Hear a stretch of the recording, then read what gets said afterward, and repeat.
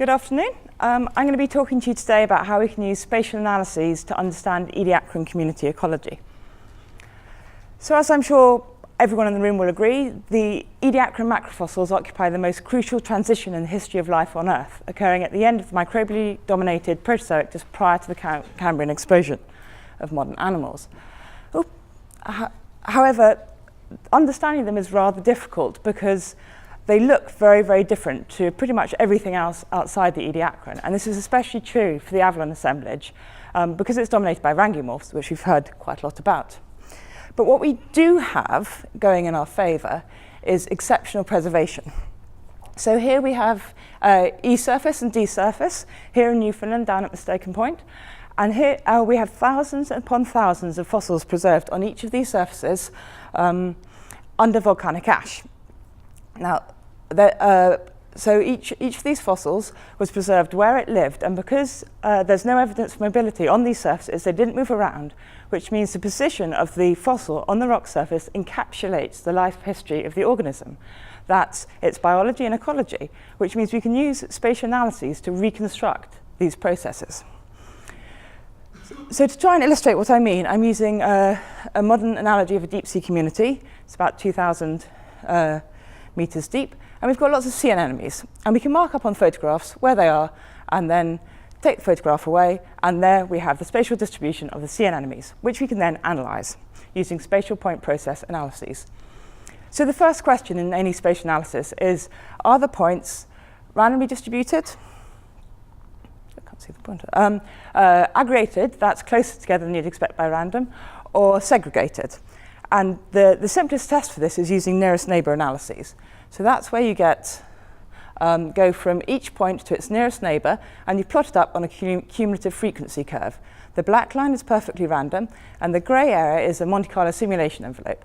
If the observed data falls above the simulation envelope, it's significantly aggregated, and below is significantly segregated or spaced out. But patterns can get a lot more complicated than that. So we have the simplest random pattern, and we also have other things. So this is what's known as a heterogeneous postmodel. So we have a cluster, and within the cluster, the points are randomly distributed. But we can also have more structured clusters, where the points are most dense in the middle and less dense towards the outside. They form a normal distribution about the centre. And these can combine into complicated patterns where you have, within an island, essentially, you have other little clusters. And why should we care about all these different sorts of patterns? Well, because they correspond to different types of processes. So, the Thomas cluster processes correspond to biological spatial models. So this is dispersal patterns, so where a parent produces offspring that fall around it, and they then grow. And in contrast to that, we have environmental spatial models, which correspond to heterogeneous possible models. So this is where something's randomly distributed, and what affects its growth is what's underlying it. So whether the soil's good or the substrate's suitable for its growth. And by comparing these kind of models, we can move beyond describing spatial patterns and actually start testing hypotheses relating to Ediacaran ecology. But here we start running into slight problems, because in terms of nearest neighbour analysis, we don't necessarily capture all the spatial patterns. So with heterogeneous possible models, because you've got a random distribution within a cluster, nearest neighbours would only see the random pattern, because each neighbour is randomly distributed with respect to its other nearest neighbour. So what I've used instead is pair correlation functions. So here, instead of going from each point to its nearest neighbour, we increase radiuses and work out the density, and that's displayed on the x-axis here. The y-axis is a pair correlation function, which with one is perfectly random, beneath one is segregated, and above one is aggregated. If a pair correlation function is equal to 2, the points are twice as dense as you'd expect by random. And these can clearly show different types of spatial patterns which correspond to different sorts of processes, which means we can, by plotting the pair correlation functions for a species, we can see whether it's been mostly affected by dispersal processes or environmental processes. And this, in terms of modern ecology, is neutral, and neutral processes such as biological spatial models, or niche, that's environmental models. So in terms of our sea anemones, we can plot up what a random model would look like, fit a goodness of fit test. So it's called a p-value, but it's actually much better to think about it like a r-squared value. If it's equal to 0, you have no model fit, and if it's equal to 1, you have 100% fit. So for a niche model, an environmental model, we have about 43% of the data is described by it. And this is done by creating a density map of the sea anemones. And you can see that we can reconstruct the environment pretty well using this method. While for modern biota, we can get the photographs, we can see what the environment is. This is especially useful in the Ediacaran, and it's a lot harder to work out what the underlying environment looked like. If we look at the other types of model, we get a neutral model, so that's a biological one, and we have 57% fit, so it's a pretty good fit to the data. And what's quite interesting is if you then try and combine these models, you actually get you get the best possible fit. So 88% of the data can be described if you model a dispersal pattern on an environmental background. And these are the kind of patterns we see all the time in modern communities. But we're here to talk about the Ediacaran. So this is part of a three-year project where we are mapping out all the communities, Ediacaran communities with 100 or more specimens in Chelmwood Forest and here in Newfoundland. Most of these occur down in Mistaken Point or up on Bonavista Peninsula. But mapping out communities is quite hard. Anyone who's been to Mistaken Point will probably know it can get very foggy. And when the light's bad, it's really hard to see the fossils. You can see here, with good light, they pop out. It's incredible. But if it's a foggy, more normal day, it's quite hard to see all the different fossils, which means taking systematic photographs is not very reliable at capturing the entire community across the entire bedding surface. So what I've been doing is using a portable laser scanner.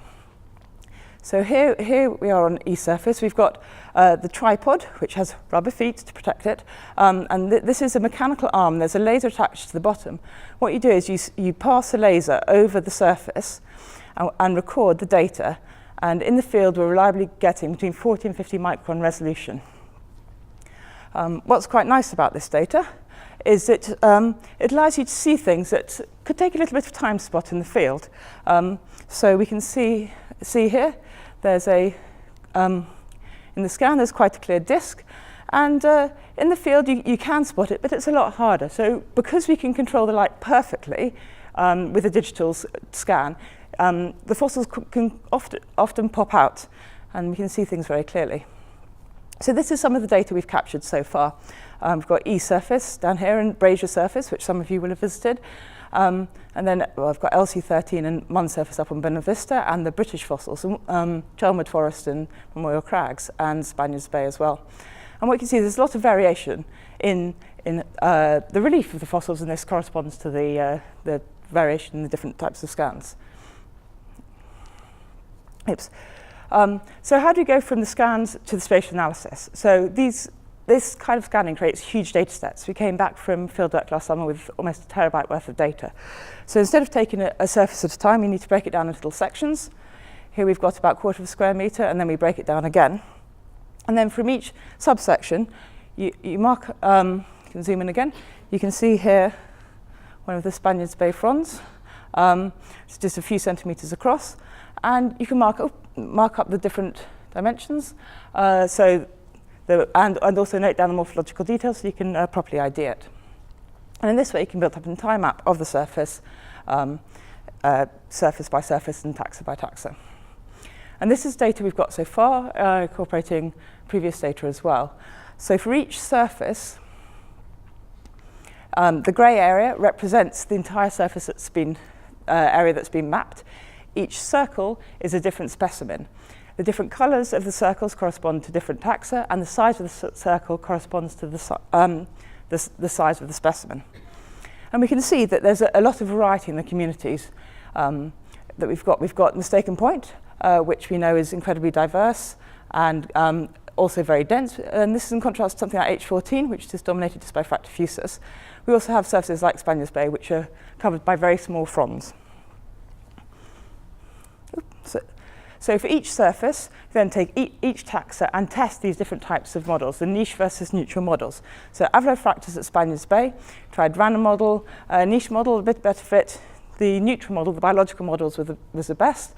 And what's slightly interesting is that we've got the combined model is actually not quite as good a fit. So a more complicated model is not as good a fit as the biological or neutral model. And then we can take this for all the different taxa. And here I've marked out where the best fit model is a neutral model. I put it in blue and a niche model in red. And so there's only one taxa on Spaniards Bay that is best fit by a niche model, and that's Biofucus. And this is actually quite a pattern that applies across different surfaces. We see here that the vast majority are actually best modeled by neutral processes, not niche ones, which implies that the environment isn't having a huge effect on the different species. So another way to visualize this is to plot up the goodness of fit tests for the best fit models for the neutral processes and the niche ones. So one would be a perfect model on each side. So here would be your perfect neutral model, perfect niche model. Well, each different shape corresponds to a different surface, each point is a different species, and the different types of shape correspond to different surfaces. And what we can see here is that the vast majority are best modeled by neutral models, and there's only 2 instances where the best modeled by niche models, and this is both for Biofucus on the east surface and also on Spaniards Bay. But how does this compare to modern communities? So another way of looking at things would be to break down each community into the proportion of taxa that are best described by niche models, neutral models, and combined models. And this is what we've done here. And what you can see is that, so I should mention that these analyses have not yet been done on modern deep sea communities. So this is the one deep sea anemone set that I've got, overextended. But most of the data we have is for forest communities, and this is because these methods have been developed within plant ecology. And so it's all we've got, so unfortunately we can't compare with the most realistic analogue. But what you can see very clearly is that the Ediacaran communities are all grouped, they're all kind of, generally speaking, that they're not modelled best by combined models like the modern communities. They are fundamentally different. So to conclude, portable laser scanners can be used to accurately to capture very large areas to a very high resolution of 50 odd microns. Spatial analyses can then be used to try and work out what's going on with these communities and what the most likely underlying processes that govern the ecology are. And what we found is that the community structure is very, very different to modern sessile ecosystems that we see today. Instead of being they have very, very little effect from the modern environment. I just want to thank my various colleagues and funding bodies and people who've helped here in Newfoundland. Thank you.